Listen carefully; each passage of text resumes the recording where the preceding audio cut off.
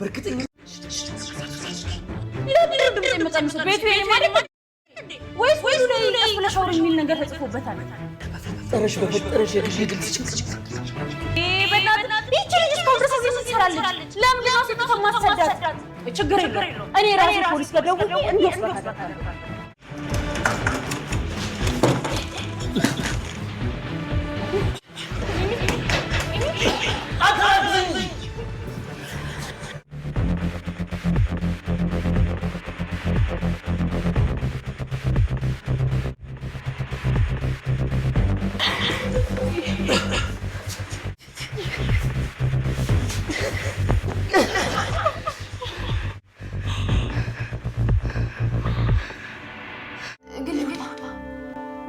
ፈርተሽ ከሆነ ችግር የለውም።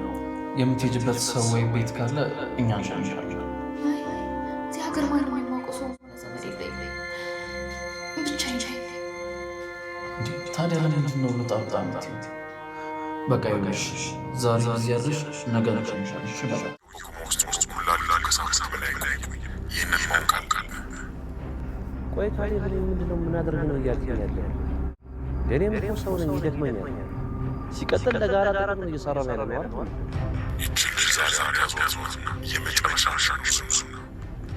ኧረ አታስፈራራኝ በእናትህ። እኔ ለማንም አልችልም። ደግሞ የምሰራው እኮ ለራሴ ብዬ። ከእኔ ጋር ልትቀርቀር ይሻሻል እንዴ? ነፍሴን አስጨነቅኳ ታዲያ። ሰፈር ታየች ብለው ነው። ስለዚህ ሰፈር ውስጥ ይሰለውሽ ነው። ወይኔ ተሰምሰው ይሉት ተመልሰው ቆይ መታወቂያ እኮ ማንም ሰው ሊይዝ ይችላል። ገና ለገና ሲንቦቆቦቅ የህግ ሰዎች ነው ምናምን አለ። ሲጀመር በግጥም ነበረ ማን ተነገጠው እና አሁን እሱ ትዝ የሚል መቅጠም የሪሳ ሳጥን እንደመጠን ቀላል ነገር መስሎ ነው እንዴ? ትትና ወጣ ግብ ውስጥ ትገኛለች። እንግዲህ በብዙ ስቃይና መከራ ውስጥ የቆየችው ትትና ዛሬ ደግሞ እንግዲህ እግዚአብሔር ረድቷት በመጨረሻ በመድብል አማካኝነት ከዛ ስትሰቃይበት ከኖረችው ቤት ወጣ እንግዲህ መንገድ ላይ በአጋጣሚ ባገኘችው ልጆች ጋር ተገናኝታ እንግዲህ ተጠግታለች። እዛም ተጠጋችበት ቤት ሳይቀር ተከታትሎ እያሳደዳት ይገኛል ማለት ነው ዝናና ግብረ አበሮቹ። በዚህም እንግዲህ ያው ትናንትና የገባችበትን ቤት ገብተው እስከ ልጆቹ ሲያሰቃዩአቸው ነበረ። በመጨረሻም ዛሬ እንግዲህ የሸሸጓት ልጆቹ ሸሽገዋት ነበረ።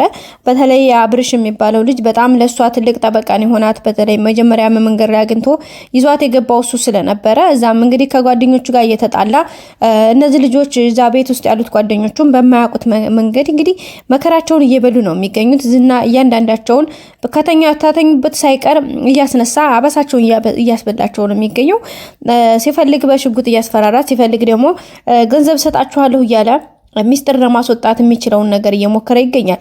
መሳይ የሚባለውን እንግዲህ የአብርሽን ጓደኛ እዛው ቤት ውስጥ ያለውን እንግዲህ አብርሽ ምንም አይነት ነገር ቢፈጠር አንድ ነገር እንዳትተነፍሱ አርፋችሁ ተቀመጡ ብሎ ነበር ያዘዛቸውና እንግዲህ የሱንም እንትን ላለመካድ፣ ሁለተኛ ደግሞ እነሱም ደግሞ ለምንድን ነው የምንሰቃየው በአንዲት በማናውቃት ሴት ምክንያት ምን አገባን ብለን ነው መከራችንን በነበላው እያሉ ይገኛሉ ማለት ነው።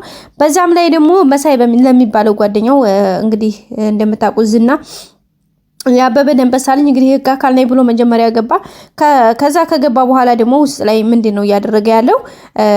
ብር 100,000 ብር አሁን ሰጣለሁኝ፣ አሁን ያለችበትን ተደበቀችበትን ንገረኝና ላውጣት፣ በዛ ላይ ልጅቱ ወንጀለኛ ናት፣ ስለዚህ እባክህን እያለው ነበር ማለት ነው። ከዛም እንግዲህ ያው ልጁ የሆነ ጓጓ ብሎ ነበርና የሆነ ብቻ የሆነ ለመናገርም አይነት እንትን አድርጎ ግን ደግሞ ሲያስበው ጓደኛው ወይም ወንድሙ ያኛው አብርሽ ደግሞ ያስጠነቀቀውን ቃል አሰበ ማለት ነው። ምክንያቱም እስቲ ልጅ እንደዚህ ብለ ጠቁመህ የተናገርክለታ የመጨረሻ ከዚህ አስከሬን ነው የሚወጣው እያለ ነበረ።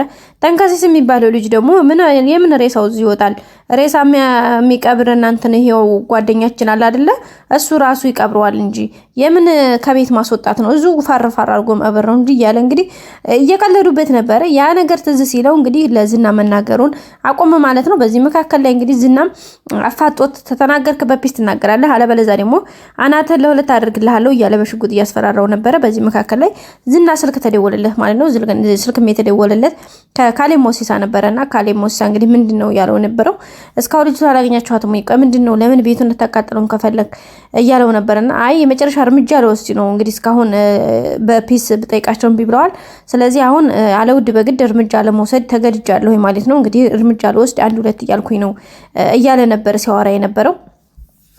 በዚህ መካከል ላይ እንግዲህ ካሌብ ሞሲሳ አዎ ቶሎ ብላችሁ ፈጥናችሁ እርምጃ ቆይ እዚህ ጋር እርምጃ ከመውሰዳችሁ በፊት እንደውም ከቤት ውጡና በቃ ሌላ ስርፋ ልጅቷን ሌላ ስርፋ ነች እንደዛ አይነት ነገር አስመስላችሁ ከዛ ቀጥታ ውጡና ድጋሜ ቤቱን ሰብራችሁ ቢሆን ግቡ ምናልባት ሄዱ ብለው ልጅቱን ከደበቁባት ወይም ከሸሸጉባት ስርቻ ለወጧት ይችሉ ይሆናል። ስለዚህ ትልቁ ነገር የዛን ሰዓት ነውና አሁን ውጡ ብሎ ነበር ያዘዛቸው። በዛም እንግዲህ ወጥተዋል ማለት ነው። ካሌብ ሞሲሳ ባዘዛቸው መሰረት ወጥተዋል ከእንትን ካሉበት ቤተሰቦቻችን ማለቴ እንግዲህ ወጥተዋል ከነሱ ቤት ከልጆቹ ቤትና ከወጡ በኋላ እንግዲህ ያው ከወጡም በኋላ ያደረጉት ነገር ምንድነው ድጋሜ ቤቱን ሰብረው ከከፈቱላቸው ከፈቱ ካልከፈቱም ቤቱን ሰብረው እንደሚገቡ ነበር እንትን ያሉት የነበረው።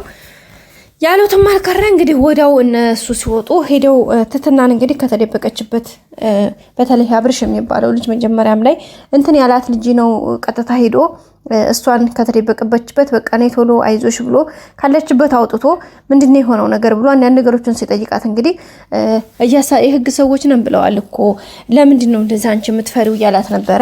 እሷም ደግሞ አይ የህግ ሰዎች አይደሉም፣ በጭራሽ የህግ ሰዎች አይደሉም፣ እነዚህ ነፍሰ ገዳዮች ነፍሰ በላዎች ናቸው፣ እንደምታዩቸው ብዙ የሰው ነፍስን የሚበሉ ናቸው። ስለዚህ እኔንም እኮ ለርድ ያዘጋጁኝ አንዲት ጠበት ነኝ፣ ስለዚህ እባካችሁን ብላ እየተማጸነቻቸው ነበረ። አሁንም ድጋሜ ሊመጡ ስለሚችሉ እባካችሁን ሸሽጉኝ በማለት እየተማጸነች ነው የምትገኘው።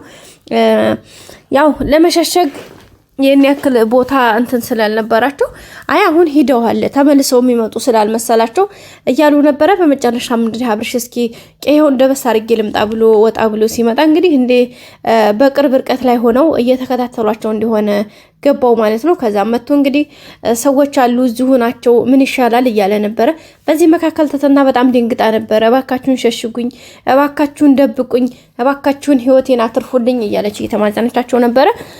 ያው ልጆቹም በጣም ተደናግጠዋል። እንግዲህ ሰራተኛዋ ወይም ደግሞ ማነው ስሟ በማርያም እና የተንከሲስም መሳይም የሚባለው ልጆች በጣም ነው የፈሩት ማለት ነው። በቃ ማለት የህግ በህግ እንትን ህግ የሚፈልገውን ሰው እዚህ ነፍሰ ገዳይ አምጥታ እንዴት እኛንስ እንደዚህ ታሰቃየናለህ? አይ ይሄ ልጅማ የሆነ ነገር ሚስቱን ነው እንዴ ስላመጣብን እያሉ እነሱም ይገኛሉ ማለት ነው። ትትናም ደግሞ ባካችሁ አውጥኝ እያለች ነው። ያው ትትናና መሳይ ማን ነው ይቅርታ፣ ይሄ አብርሽ ማለት ነው። አብርሽ በእርግጠኝነት የትትና ወንድሟ ነው። በፊት ስታወራ እንደሰማችሁት በድሮ በልጅነቱ ወጥቶ እዚሁ ወደ አዲስ አበባ የቀረ ወንድም እንዳላት ትናገር ነበረ። ዝናም እንግዲህ ምን መልእክት ላድርስልሽ? አሁን ልትሞች እኮ ትንሽ ደቂቃዎች ናቸው የቀረሽ፣ ስለዚህ ምን መልእክት ማስቀመጥ ትፈልጊያለሽ እያለ እንግዲህ ሲቀልድባት በነበረ ሰዓት ላይ ሌላ ምንም አለልም። ወንድሜ ምናልባት ከዕለታት አንድ ቀን ወንድሜ ሲመጣ እንደምወደው ብትነግርልኝ ደስ ይለኛል ነበር ያለችው ቃሏና ኧረ እባክሽ ጭራሽ እኔ ተላላኪሽ ነኝ እንደያለ እንግዲህ ዝናም ሲያንገላታት ነበረ። በባለፈውም እንግዲህ በመጨረሻው ሰዓት ላይ 11ኛው ሰዓት እንግዲህ መድብል ሊደርስላት ትንሽ ደቂቃዎች ሲቀራት ለጓደኛዋ ደውላ ቤተሰቦቼን እንደሞክኩ ንገሪያቸው፣ ከዛም አልፈች ደግሞ ወንድሜ ምናልባት በህይወት የመጣ እንደሆነ እንደምወደው ንገሪልኝ ብላ እንግዲህ በእንባ በለቅሶ ጭምር ፈጣሪ እንግዲህ እንደማይተወኝ ደግሞ ተስፋ አድርጋለሁኝ በማለት ለሷን ሀዘኗን ገልጻ ነበረ። ወዳው ደግሞ ይሄንን ባደረገችበት በትንሽ ደቂቃ ውስጥ መድብል ደርሶላት እንግዲህ በሰላም ወጣለ ማለት ነው። ቤተሰቦቻችን በጣም የሚገርም ነበረ፣ በጣም ደስ የሚል ነበር ውድ ቤተሰቦቻችን ማለት ነው። ሌላው ዝና አሁንም ትትናን የማያገኛት ከሆነ በጣም ከባድ አደጋ ውስጥ ነው የሚገባው። አንደኛ ያ የትትና ኩላሊት ሊሰጠው የተዘጋጀው ሰውዬ መሞቱ አይቀርም። እሱ ነገር ከሆነ ደግሞ ካሌብ ሞሲሳና ዝና በጣም የከፋ ጸብ እናንተን ውስጥ ነው የሚገቡት። ሌሎችም አሁን ላይ ዝና እንግዲህ ያው ታንፈታፍ እያለ ነው የሚገኘው ግን ትትና በእርግጠኝነት አትገኝም። በጓዳ መስኮት ወጣ እንደምታመልጥ ተስፋ አለን። ስለዚህ ካላገኛት ልጆቹን ያው ትንሽ ላንገላታችሁ ይችላል እንጂ ምንም አያመጣም ማለት ነው። በቀጣይ በአዲስ ቪዲዮ እስከምንገናኝ ቤተሰቦቻችን ሰብስክራይብ፣ ላይክ፣ ሼር ማድረጋችሁን አትርሱ።